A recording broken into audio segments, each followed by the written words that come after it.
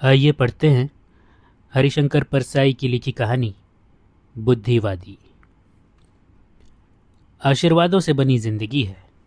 बचपन में एक बूढ़े अंधे भिखारी को उन्होंने हाथ पकड़कर सड़क पार करा दिया था। अंधे भिखारी ने आशीर्वाद दिया, बेटा मेरे जैसे हो जाना। अंधे भिखारी का मतलब लंबी उम्र से रहा होगा, पर उन्होंने दूसरा मतलब निकाला और अध्यापक हो गए। अध्यापक थे तब एक टिटहरी की प्राण रक्षा की थी।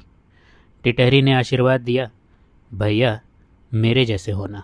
टिटहरी का चाहे जो भी मतलब रहा हो, पर वे इंटेलेक्चुअल यानी बुद्धिवादी हो गए।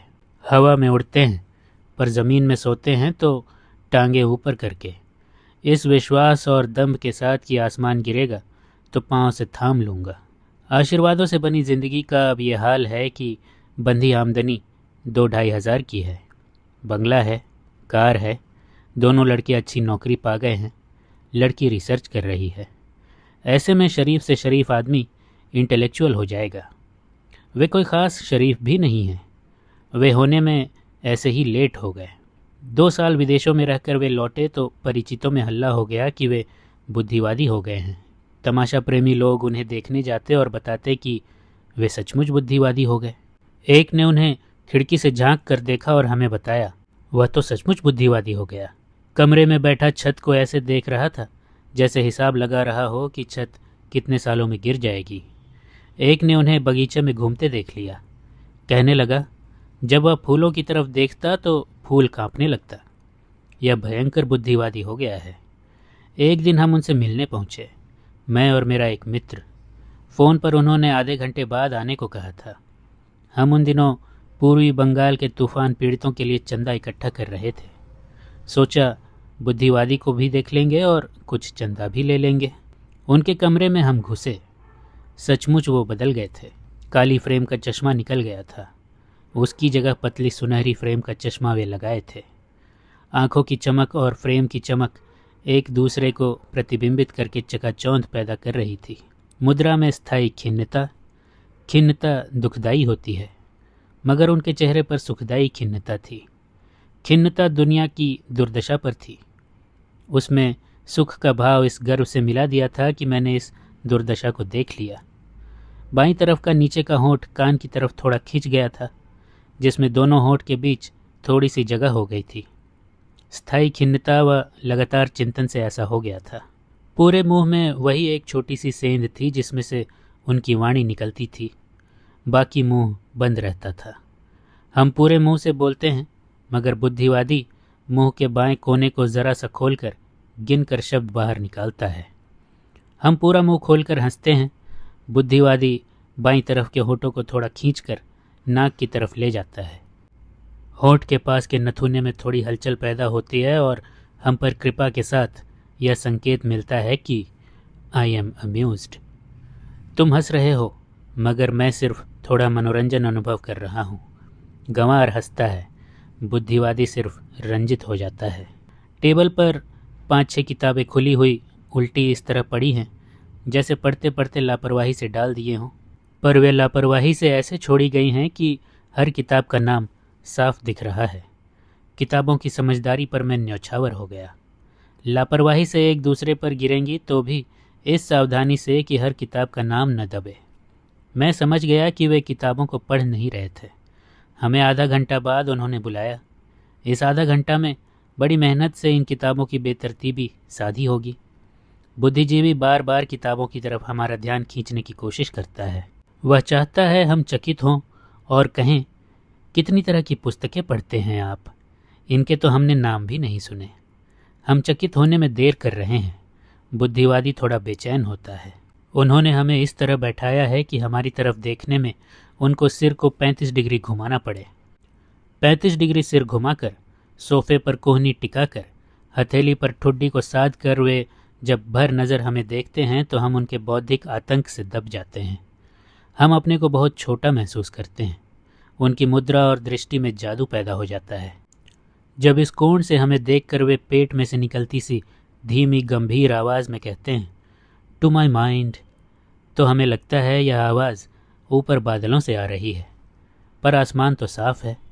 बड़ी कोशिश से हम यह जान पाते कि यह आवाज़ बुद्धिजीवी के होठों के बाएं बाजू की पतली सी सेंध में से निकल रही है। जब वे टू माई माइंड कहते हैं तब मुझे लगता है मेरे पास दिमाग नहीं है। दुनिया में सिर्फ एक दिमाग है और वह इनके पास है। जब वे 35 डिग्री सर को नहीं घुमाए होते हैं और हथेली पर ठुड्डी नहीं होती है तब वे बहुत मामूली आदमी लगते हैं। कौन से बुद्धिवाद साधने की कला सीखने में अभ्यास लगा होगा उनको। बुद्धिवादी में लय है, सिर घुमाने में लय है, हथेली जमाने में लय है, उठने में लय है, कदम उठाने में लय है, अलमारी खोलने में लय है, किताब निकालने में लय है, किताब के पन्ने पलटने में लय है।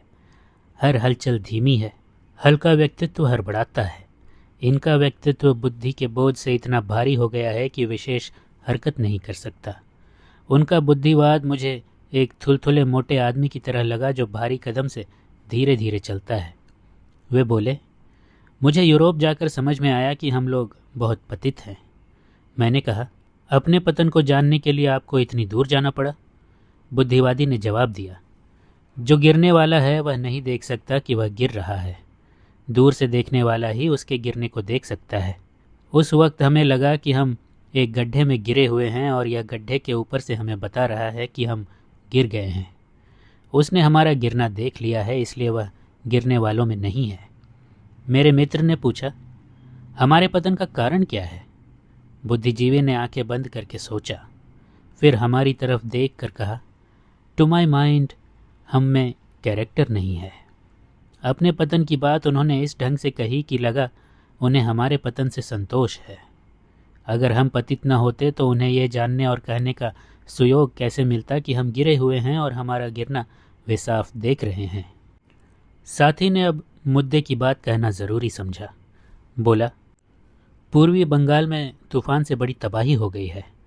उसने मृत्यु, बीमारी, भुखमरी की करुण गाथा सुना डाली। बुद्धिवादी सुनता रहा। हम दोनों असर का इंतज़ार कर रहे हैं। असर हुआ। बुद्धिवादी ने मुंह के कोने से शब्द निकाले, हाँ, मैंने अखबार में पढ़ा है। उस वक्त हमें लगा कि पूर्व बंगाल के लोग कृतार्थ हो गए हैं कि उनकी दुर्दशा के बारे में इन्होंने पढ़ लिया। तूफान सार्थक हो गया।